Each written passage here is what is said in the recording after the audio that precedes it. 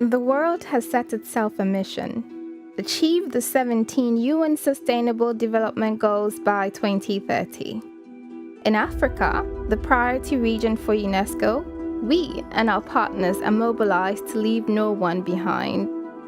Every day in the 54 countries of the region, UNESCO works with its partners to support member states in achieving the SDGs. Knowledge and learning are humanity's greatest renewable resources for responding to challenges and inventing alternatives. Yet, education doesn't only respond to a changing world. Education transforms the world. But to create the futures we want, we must rethink education. UNESCO has launched a global initiative to reimagine how knowledge and learning can shape the future of humanity and the planet.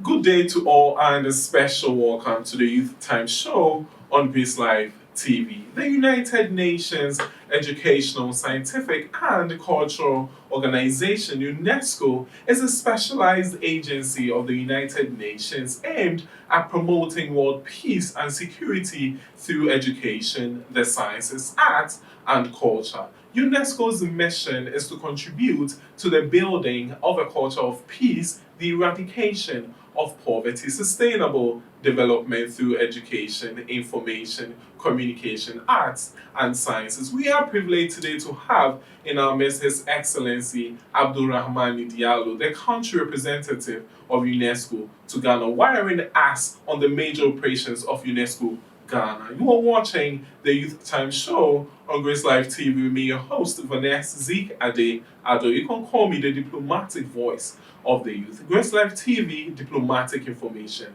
and more. Don't go anywhere, the show commences very shortly.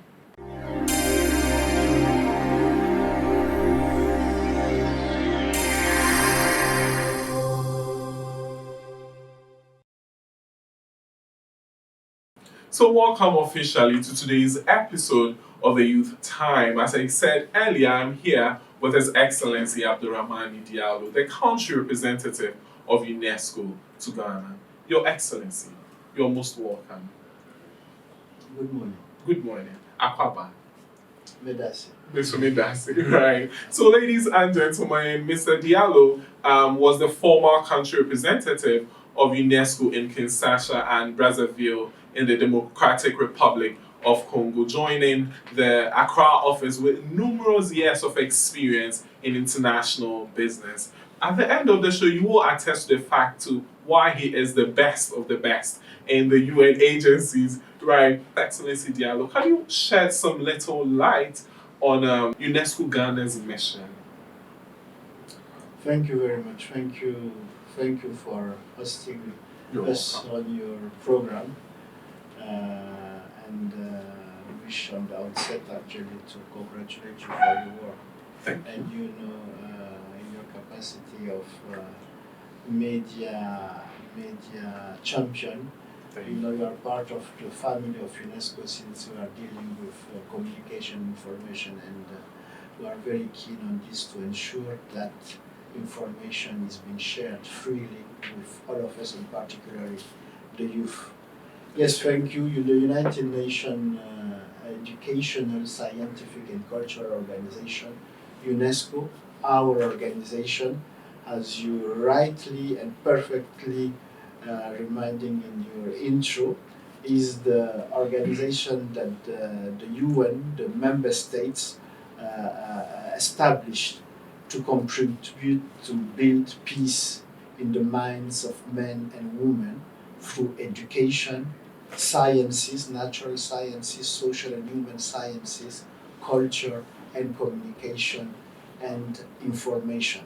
So this is through these areas that we support the member states globally, and in this case, the member states of Ghana, to develop their program in these 5 domains of competence, bringing Ghana on an international platform to share about its experience, to give its contribution on these areas, to help Ghana to develop the relevant policies that are needed in all these areas, to help Ghana to capacitate the human resources that are needed in these areas, and also to help Ghana to comply with all the global ecosystems so that Ghana implement the agenda in education, in science,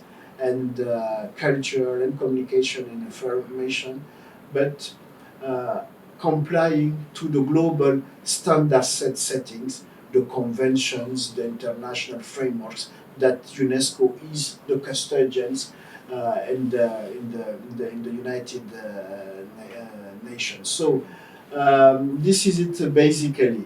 So we are helping Ghana to implement the overall objectives of UNESCO in education, science, culture, and communications.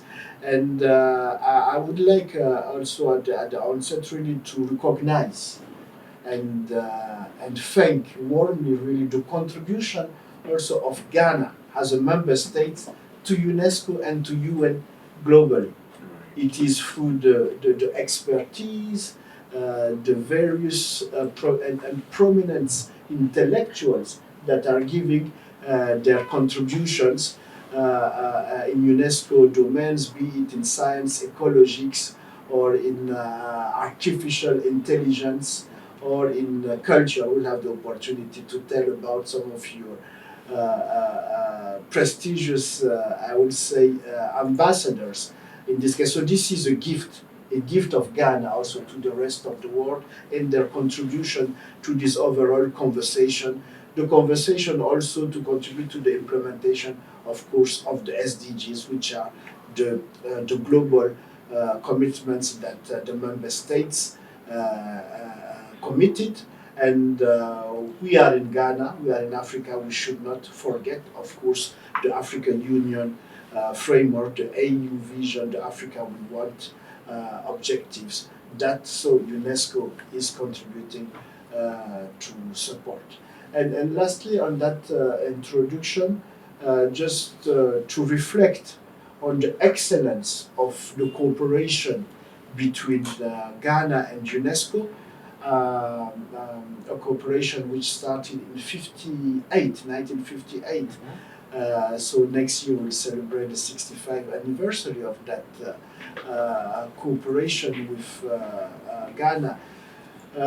This cooperation is so vibrant, and it has been illustrated in the last year by the visit of the President of the Republic, Akufo-Addo. He visited the UNESCO 3 times. Last November 21 for the 75th anniversary of UNESCO. Last September for a major conference on education, education to under attack to fight against this. And last month, during the executive board, the president gave a powerful statement in front of the executive board. So just to show that at this level, how the cooperation is vibrant, very rich, and so we recognize it and we thank warmly the Ghanaian and the people of Ghana for this major contribution. Thank you so much. So with 75 years of UNESCO's existence and approximately 65 years of excellence in Ghana, we are also grateful for doing a lot. But one major area which is of keen interest to your office is education, very salient to the world. And during the World Teacher Day, the world recognized, the statistics shown depicted that there is a 70 million shortage of teachers globally, and in Ghana there are there's almost 20% shortage of teachers. How are you helping to keep this? Yes, thank you. Indeed, education is the major and the most important mandate of UNESCO. Everything is about education. And UNESCO, under the UN architecture, is the agency mandated with education. We are the specialized agencies for education. So this is how we have been mandated to be the custodian and coordinator of Sustainable Development Goal number 4. Sustainable Development Goal, which actually aims to ensure that we give qualitative and equitable, inclusive education to all and to promote opportunities for lifelong learning. So it's all about education, from early childhood to higher education, and not forgetting the non-formal education. So all of them are there encompassed under SDG 4. And the issue, of course, to reach equity, quality, we need the role of teachers is critical. The role of teachers is critical. Globally, we have this impressive number here that we recognize the shortage, particularly in sub-Saharan Africa. And here in Ghana, we also have this shortage, though Ghana is doing very well on the continent platform. So this is one key area that we are supporting the government, the Minister of Education to address through, particularly through its agency, the National Teaching Council. So to address this issue, of course, we help the government first to have a policy. Right. We need a clear policy for the teacher, which address all the issues, from their salary, the environment, their capacity building, the schools, etc., etc. So we recently helped the government of Ghana to develop what you call the Comprehensive National Teacher Policy, which is the blueprint, the Bible, I will say, for teachers' issues. We have been able to do it thanks to sponsorship of the government of Norway, and with different partners. We, UNESCO, as the coordinator, we had UNICEF, UNHCR, ILO, Education International, World Bank, and the Global Partnership of Education. There was a small platform of UN agencies. We helped the Minister of Education, National Teaching Council, and all stakeholders involved in teacher issue to develop this comprehensive national teacher policy. So now the policy is there, the action plan is there. We are doing our best to mobilize the needed resources to finance and implement this policy, and which ultimately will address this shortage of teachers. Currently in Ghana, we have around 450,000 teachers from the last estimation we have, and all of them also, we have the shortage, but all of them needs really to be fully capacitated, and all their concerns also addressed. So this is one of the priority in the response to the sector in education. And just to remind that also that in September last, the United Nations convened the big summit on education, Transforming Education Summit. That was the major gathering bringing all member states to rethink about education, to recommit. Of course, they committed for the through the SDGs, but for the SDG 4, it was a new reshuffle. All countries came with renewed commitment, and the issue of teachers. It was one of the action track, the thematic action track, and countries committed, including Ghana. Of course, the President Akufo-Addo was present at the summit with the Minister of Education and all the dedicated agencies. So this is a roadmap ahead of us. And yes, teachers are critical. We need teachers. We need to support teachers. We need to respect teachers and recognize what they are bringing and giving to you every day, tirelessly, and sometimes with not the accurate and needed recognition that we owe to them. Okay, that is so great and going to really help us as the provision of teachers. One thing which is really going to transform our education sector is that Accra has been chosen as the World Book Capital for 2023, which we are very happy to host. What importance is this to our education system? Well, the title of this program is World Book Capital. So Accra got elected and designated by the Director General of UNESCO, Madame Audrey Azoulay, and it's through a very competitive process where a lot of cities in the world submit their candidature. And actually it's the second time actually that Ghana was applying. They tried earlier with Accra and they won. So congratulations, Ayeko, to them, to the team, and particularly Ghana Book Development Council, which are behind the National Commission of UNESCO. So we are very, very, very excited about this program. Imagine, listen, from April 23rd, 23 to April 24, 2024.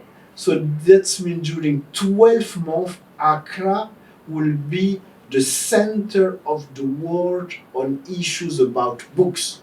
So if you talk about books, it's an infinite, I will say, infinite potential and possibilities. It's books about sports, it's books about culture, it's books about tourism, it's books about religions, it's books about traditions. It's books, it's readings. It's to promote the reading culture. It's to promote and develop also the infrastructure for the book industry. It is to make the advocacy, the global advocacy, to ensure that reading is accessible, is a real public good to all of us, not only Accra, Ghana, Africa, and better all world. So you imagine how the level of this program, and it cannot but contribute to the overall agenda of SDG 4, contributing to opportunities of lifelong learning, contributing to the inclusion for education. So for obvious reason, I would say this program will contribute to the promotion of education here in Ghana, and I invite you, all of you, to be engaged. Please, you can contact the National Commission of UNESCO or the Ghana Book Development Council, and we, the office, we can help and relay you, direct you to the relevant organizer. But it's open to all of you with a lot of initiatives that you can organize during that year. And of course, we will need the media to be with us, with all of us ahead and during the program. That would be great. We'll be there. And the slogan is Akwaba, book a book. Yes. Akwaba in Accra. Book a book. Book a book. Okay, that'll be great. So next year will be a great opportunity for Accra as we host the World Book Capital. So one thing that began extensively in the 80s in Ghana as we were growing up was girl child education. There was this particular song that was sung everywhere. Send your girl child to school, mama said. After the show, I'll show you how it's being sung. My voice doesn't really come well on the camera.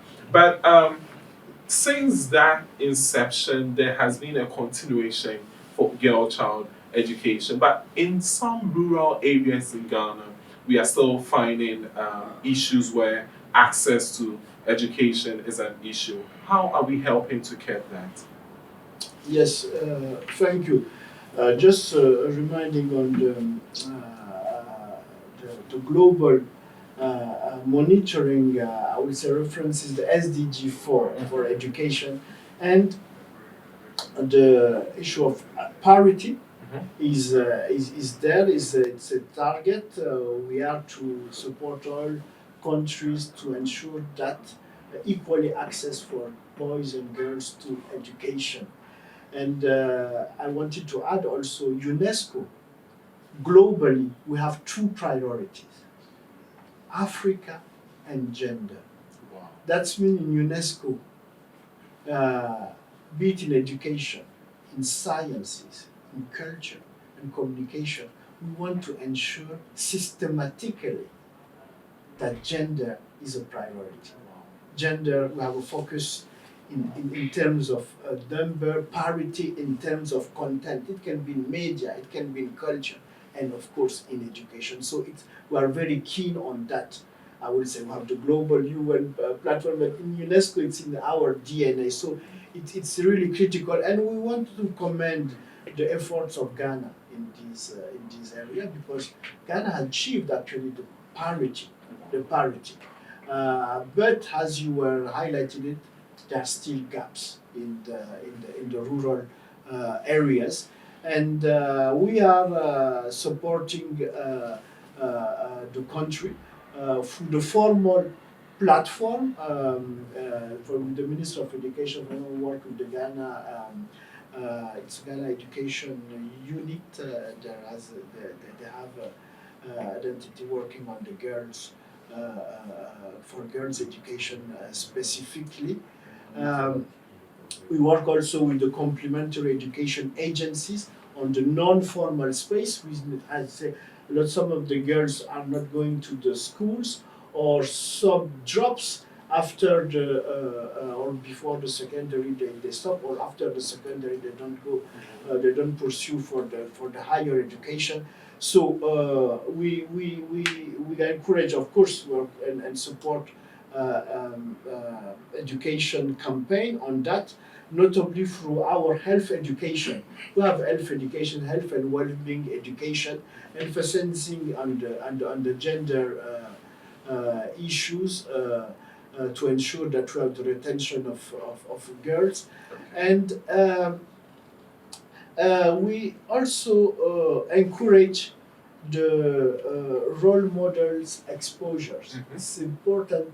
Under one of our programs in science and STEM for girls' education, we encourage this exposure with models, Ghanaians, prominent, and not necessarily prominent, just accomplished, I would say, Ghanaian women who are in health or science, can come and interact and exchange with those girls, so that they imagine themselves in the same position. And it works very well. We organize clinics of 2 hours, 3 hours in this schools, and it makes an impact, because after when you speak with these girls, they come with new ideas. They say, yes, it's possible. I want to do that. So we insist on that. And in this, I won't use the term crusade, but in this challenge, we involve the traditional authorities and the religious authority. It's important to engage them regularly consistently and the regular manner, to engage them on issues, so that all together we engage. Just to share with you, I had the opportunity to attend a Durbar in the north in 𝐔𝐍𝐄𝐒𝐎. 𝐔𝐍𝐄𝐒𝐎, it's, do you know 𝐔𝐍𝐄𝐒�? Have you been there? I've heard of it. You've heard also. We'll be You know, there I know Ghana, but you go to Tamale and then you drive east, Okay. as if you're going to Togo, and then you stop to 𝐔𝐍𝐄𝐒𝐎, a very nice place there. We attended a Durbar there with all the community, talking about that the gender issue, the necessity really that to keep girls at school and to address in schools issues that speak to girls and all adolescents. Okay. Thank you so much for the holistic work on SDG 4 being championed by UNESCO Ghana. Now coming to tourism in Ghana and Africa as a whole. This is one sector which is very keen to your office. How do we intensively boost this sector for national growth and development? Yes, thank you. Tourism, just to educate our young friends watching us, and not only the young. In the UN architecture, we have UN agencies in charge of tourism, the World Tourism Organization. So this is the body working with the institution to ensure that the countries have the relevant infrastructure, how they organize the movement between the countries, how they organize big forum or to advocate publicity for areas. We, UNESCO, tourism, of course, first as it contributes, of course, to the development, the economy of the country and to do the exchange. We are very interested in that area, of course, for on the cultural aspect, because you cannot imagine tourism without the cultural product, which is the one. You cannot imagine a restaurant without I would say the vegetables, the meat, etc. You have, so for the tourism also, we have to ensure that the asset, which is the culture product, is there. That means that it is available. And that it is well maintained, so that you come this time, but next year if I come, I can attend or see these cultural products. So the cultural product, it's a wide range. It's from the museums to the sites, cultural heritage sites, or through the festivals that we have. In Ghana, we have a platform of so many and very, very fantastic festivals and cultural product that you have spread all over the country. So we have to ensure that they are there, that well maintained, that the practitioners that are feeding it are there also.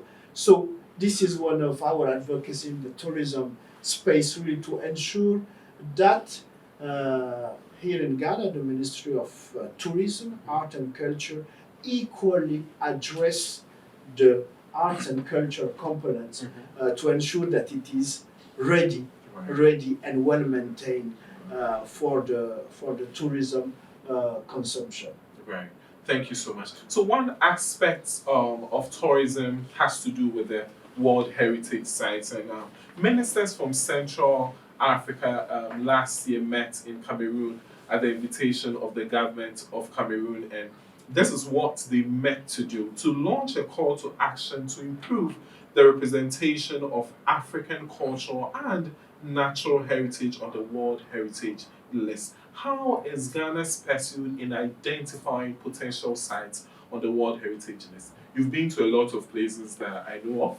You've been to all the forts on the coastal areas. What are we doing? Not all of them. You've been to a lot. Yes. Yeah. So how are we identifying potential sites on the World Heritage List? Yes, thank you for this question.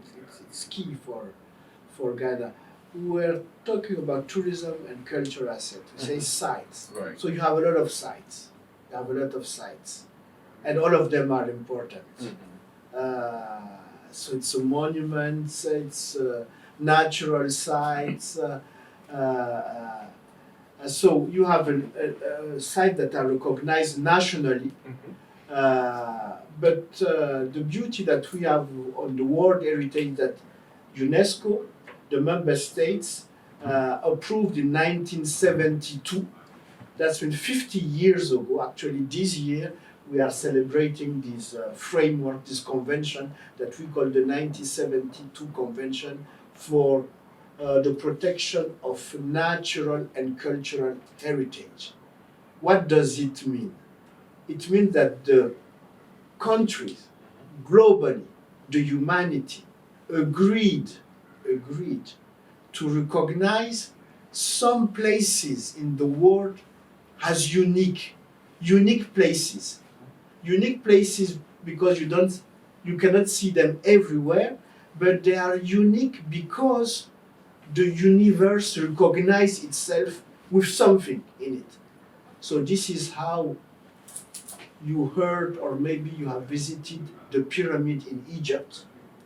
You have heard about the Taj Mahal in India. You have heard about the Eiffel Tower in France. You have heard about the Chinese the wall. You have heard about the Kilimanjaro. They are unique places, unique. I insist on that. So Ghana is proud to have two of these unique places, two of these, which are the fort and castles. The fort and castles, there is a series of them. They are from the border with Côte d'Ivoire to the border to Togo. You have several of them. From Axim to Keita, you have a lot of them. So this is Fort Orange, Fort Amsterdam, Cape Coast, Elmina Castle, Fort Friedensberg. I don't have all the names. All of them, they are all along the shores. In Accra, you have three of them. James Fort, Usher Fort, and Christianborg Osu Castle. So the 28 of them are on this World Heritage Site. So I mean, you Ghanaian, you should be as proud as the French are proud of their Chateau de Versailles or their Eiffel Tower, or the Indian are proud that they host the Taj Mahal, etc. Because they have something which is unique, which is universal, because it's a shared history. Of course, the Fort and Castle is about the transatlantic slave trade and has the first encounter place between European and African. So it is a dual history to be. It's very hard actually because the story behind is painful, and we know a lot of some people don't want to go there because it's very hard. It's too hard for them. Right. But it is a testimony which is there. The evidence is there, and this is why it is universal. So this is one of the World Heritage Sites that you have here in Ghana. The second one that you have, which is not known enough, are the Asante traditional buildings in Kumasi. Around Kumasi, you have a set of buildings called Asante traditional building, which are the illustration and the remains of the Asante civilization at its apogee in the 18th centuries. So those buildings are some of them they are not original. They are replicas that have been rebuilt, but with the same architectures and as they were in the past, telling us about the Asante traditional civilization at the 18th century. And these buildings are very important since they are used also in the communities. Actually, it's a tangible heritage, but it's an intangible heritage on the way that the communities use them for their traditions, traditional libation, etc. So it's unique also. It has a universal dimension. So I invite all of you, those of you living in Ashanti region it's a must. You should go and visit at least one of them. There are 10 of them, and please go and visit them. And you have the Ghana Museum and Monument Board desk in Kumasi, who can help you and direct you in this visit. So these are the two in Ghana. Right. So I took time to remind you. It's very, very important. I really invite and encourage all of you to go and discover them.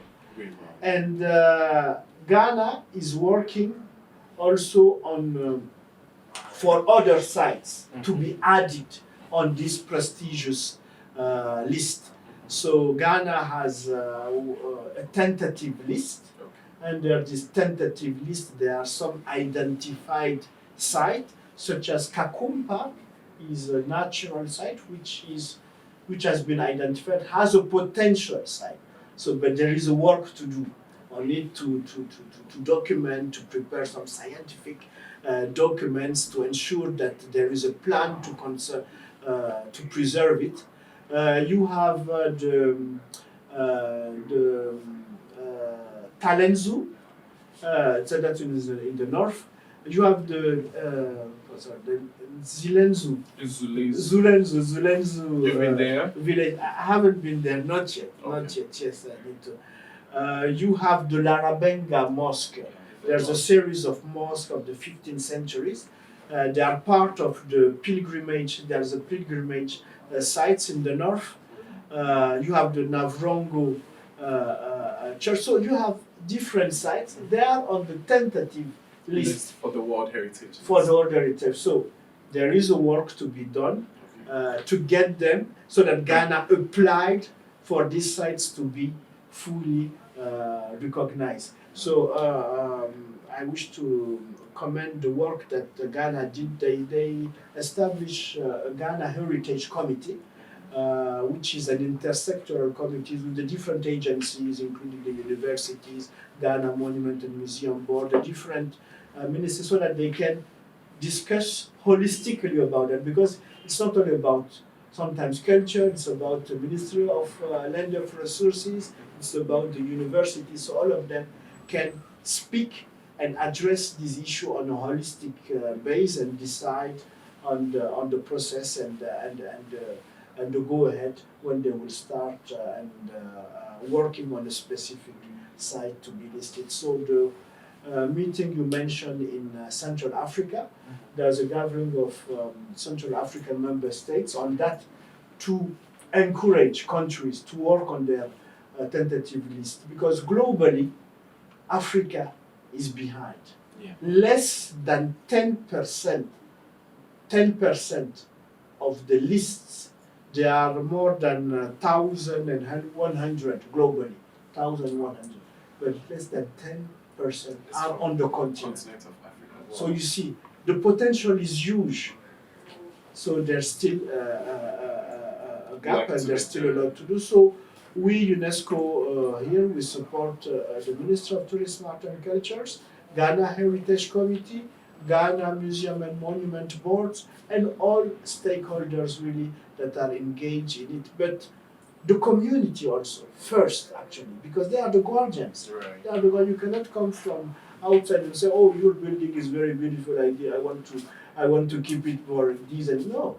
They are the custodian. Right. And they are to be part and parcel from the inception of the process. Why do you want to bring it on this framework? Why? What is my interest? Why am I bound to be in this journey, etc.? So the work of the community is very, very important. So that's why, again, we need the mobilization of media to focus and share regularly with the youth and other citizens about these thematics. Thank you so much. We will do that and shed more light. But if we are talking holistically about tourism and World Heritage List, then we can't omit the support to the creative and cultural arts industry. How are you also helping this space? Because these people are also assets, national assets that can also help boost the tourism sectors.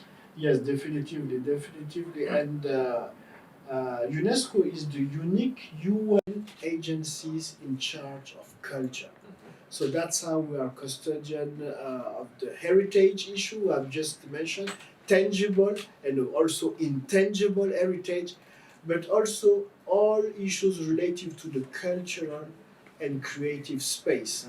UNESCO has a convention, the 2005 convention for the protection of the cultural creativity and the diversity, and with a set of tools to help countries to govern, actually, for the governance of this sector. And you know, all this sector has in education science, we need a policy, we need a framework. We cannot navigate as in the Far West without directions. So that's how every country needs a policy in the culture space.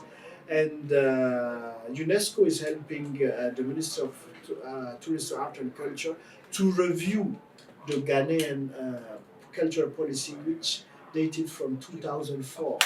So there's a lot to be done to update it, so that to have a new framework, so that each agencies and each stakeholders in the space, be them government or CSO, knows how they will play their part. And this platform, this policy will help us also to mobilize the needed resources, because these sectors is critical and it can contribute to the economy, significantly creating jobs and contributing significantly to the GDP.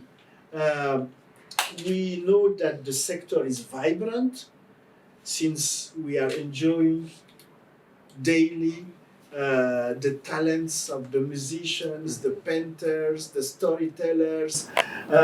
We know that Ghana is very vibrant. You have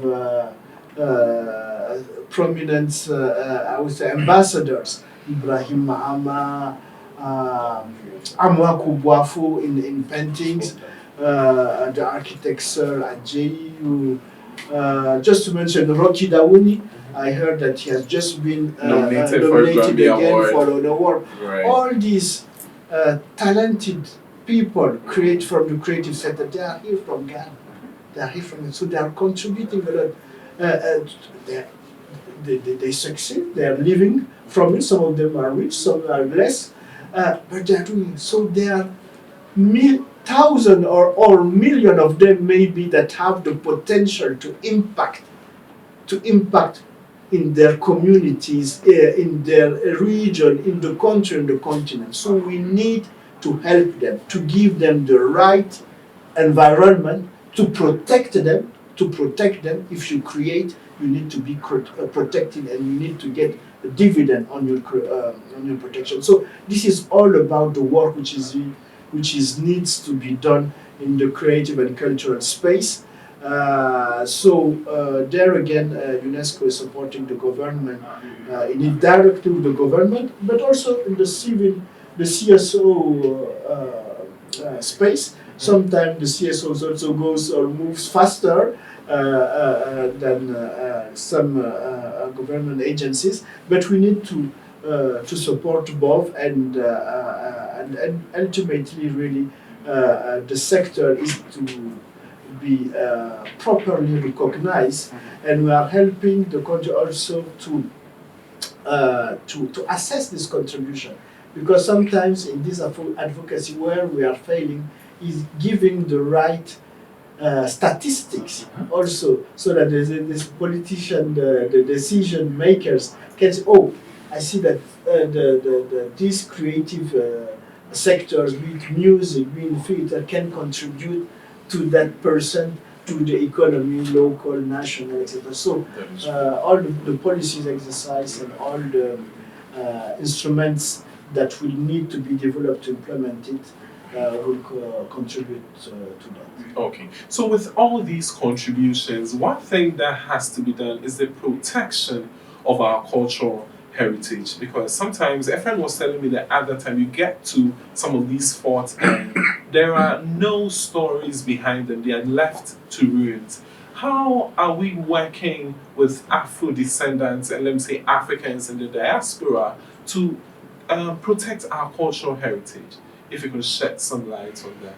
If there could be some liaison between us and the Afro descendants who've been coming, because we've been having programs like what's the name, after Beyond the Return and Year of Return and all, bringing Afro descendants here to learn about our culture. Now, how do we protect it for posterity?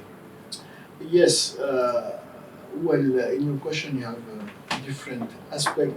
The diaspora, the Afro descendants, when they come to Ghana, when they come to visit Ghana, when they come to pilgrimage, as we say in Ghana, they know why they come.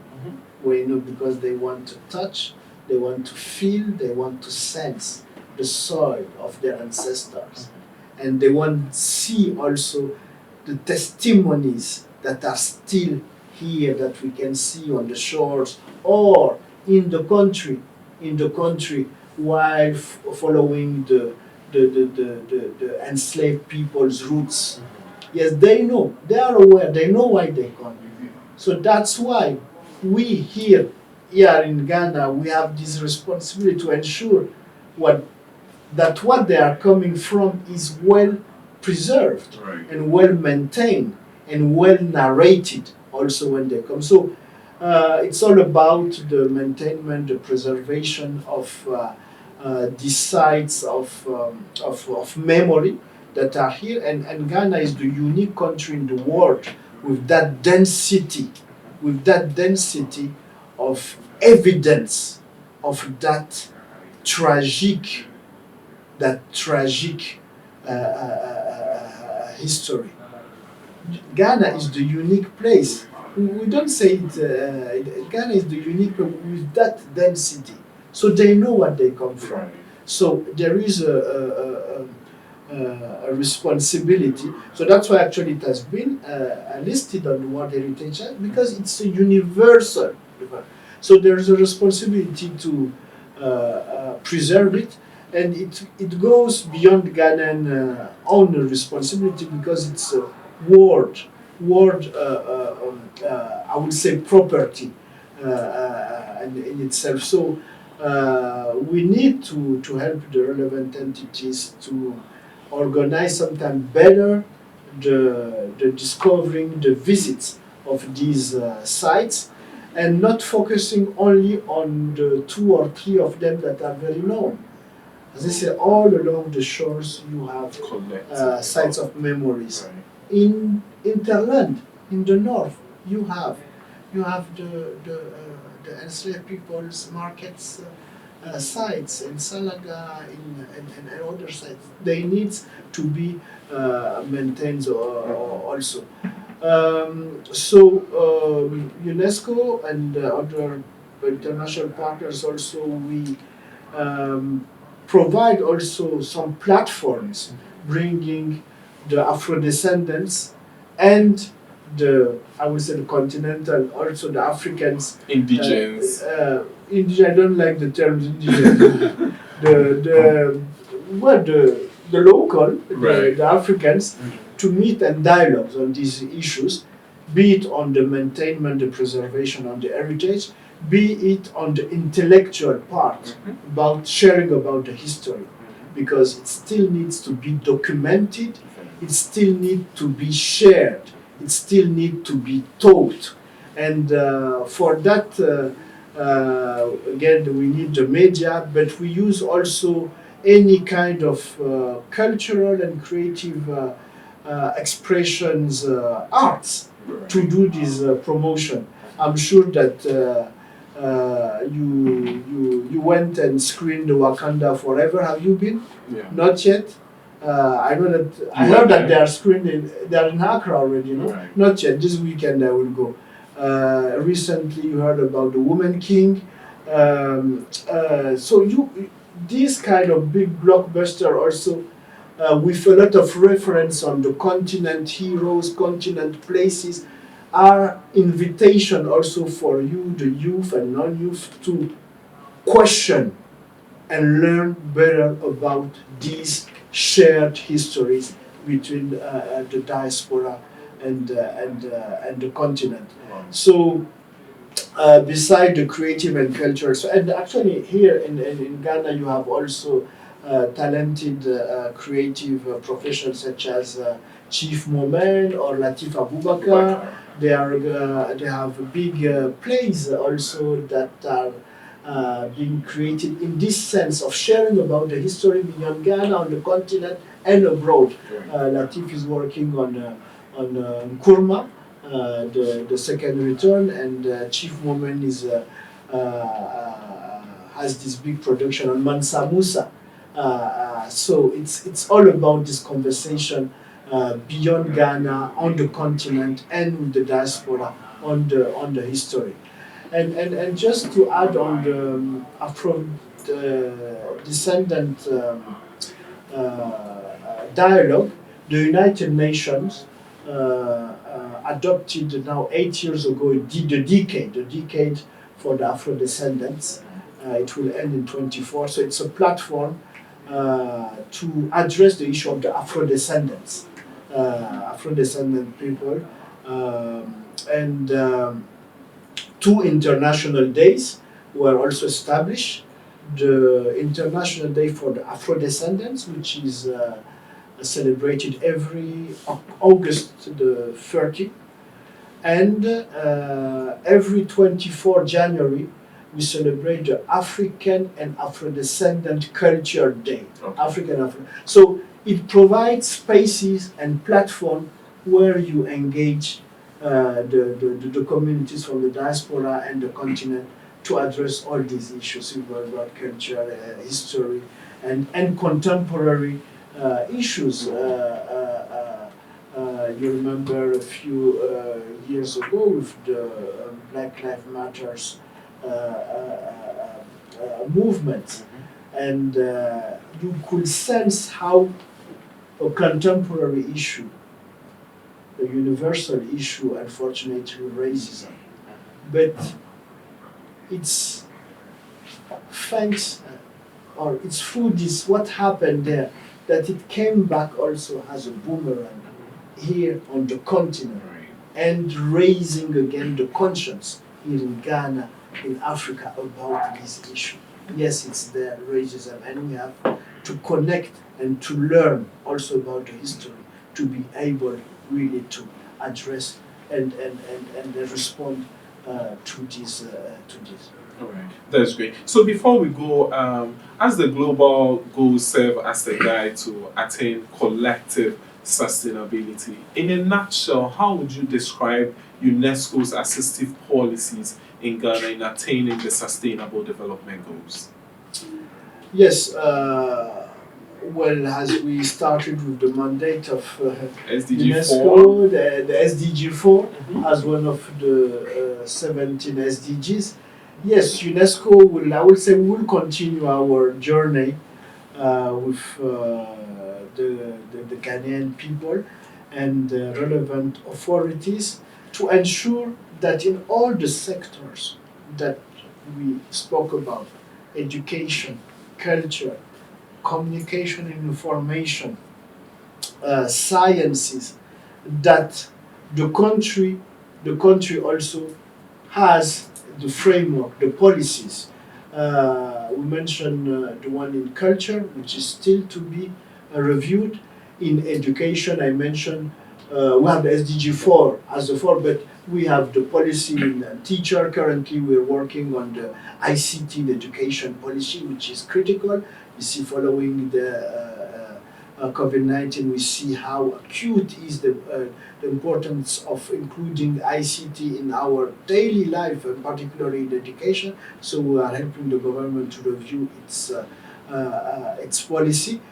In science and technology, Ghana has a science and technology and innovation policy. We are helping them currently to review it and to ensure that this policy is compliant also to the recommendation on scientific and science research, which is a global framework that UNESCO adopted in 2017, and Ghana committed to do it.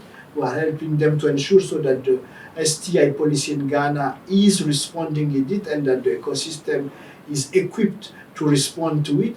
We are helping Ghana on the artificial intelligence roadmap to comply to the framework also, which was approved by UNESCO a few years ago. So, on the media space, Ghana has its roadmap for access to information and safety of journalists, which is a critical area.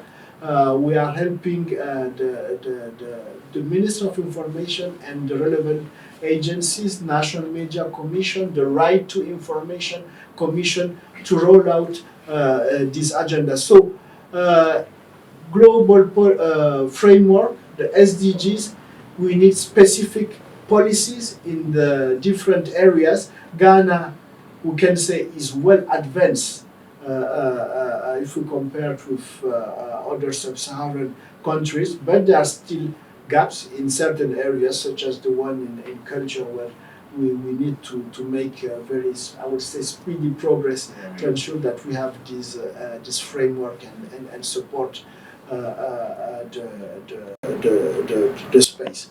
So this is what I can say on this side. We will continue to support the relevant ministries and agencies in this work to ensure that their policies are there and get the needed mobilization from the various stakeholders, international, bilateral, multilateral, and the private sector, because we need them to be them on board on the implementation of all these blueprints in the different sectors of UNESCO. Wow. Thank you so much, Your Excellency. That has been a very powerful power piece by you. So, ladies and gentlemen, I've been here with His Excellency Abdourahamane Diallo, the Country Representative of UNESCO to Ghana. Before we take leave of you finally, this is where everybody is watching you, the youth of the world. What piece of advice do you have for the youth? What I will tell them, just do not miss your opportunity. It's just in front of you. Just remain bold, remain critics, get interested, keep your eyes and your ears wide open and be curious. Continue to be curious and continue to challenge your brothers, your sisters, your parents, your grandparents. Continue to challenge us, and but I insist on the opportunity. You have a good opportunity. Of course, we have a lot of problems today. We have the world is crossing. We're having a lot of challenges, but we have equally a lot of opportunities, such as the digital space that is here. That you are actually you are harnessing it very well, but it can help you through a small click, through a small conversation, to make all the relevant journeys and needed journeys that you need to do to be able to be equipped to navigate on a confidence way and on a intentionally manner way in this world. So just take your opportunity, don't miss it, and it will work. Thank you so much, Your Excellency. Take your opportunities, grab them, and don't miss it. Those are his final words. So this is where time permits us, and the Youth Time Show comes away another time. It's bye for now.